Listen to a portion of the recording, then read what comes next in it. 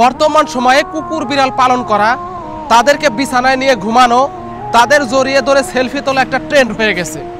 On the other side, কেউ যদি গরু অথবা ছাগল পালন করে তাকে মনে করি খ্যাত আনস্মার্ট।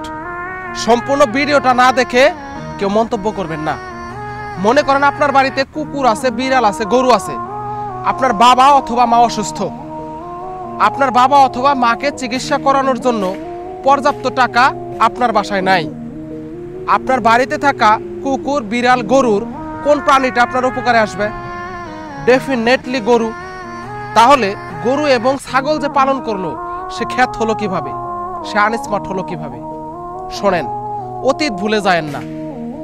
আপনি যখন শিশু অবস্থায় ছিলেন তখন এই গরু ছাগলের দুধ পান করেই বড় হয়েছেন। অনেক মাথা মোটা আছে, তারা বলবে যে আমরা ল্যাকটোজেন খেয়ে বড় হয়েছি। ল্যাকটোজেন কোত্থেকে তৈরি হয়েছে একটু খোঁজ করে দেখবেন। এমন মাথা মোটা যারা আছে তাদের কাছে বর্তমানে একটা যুক্তিও আছে। আমাদের রাসূল সাল্লাল্লাহু আলাইহি ওয়াসাল্লাম তো বিড়াল ভালোবাসতেন। সেই সব মাথা মোটাদের বলতে চাই, আমাদের রাসূল ভালোবাসেনি কোন প্রাণীকে? আমাদের রাসূল সকল জীবের, সকল প্রাণীর রাসূল ছিলেন। সে সকল প্রাণীকে ভালোবাসতেন, সে শুধু বিড়ালকে ভালোবাসেনি।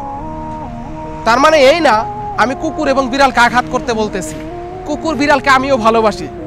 তার মানে এই না যে কুকুর এবং বিড়ালকে জড়িয়ে ধরে আমার সেলফি তুলতে হবে। শোনেন, স্মার্টনেস পোশাকে নয়, প্রকৃত স্মার্টনেস কাজে, চিন্তায়, মানসিকতায়। পশ্চিমা সংস্কৃতি অবলম্বন করে আল্ট্রা মডার্ন হওয়ার চেয়ে গরু ছাগল পালন করে গ্রামের ক্ষেত থাকা অনেক ভালো। আরে মিয়া, তুমি তো নিজের অস্তিত্ব সম্পর্কে জানো না, তুমি স্মার্টনেসের কি বোঝো? Lamp access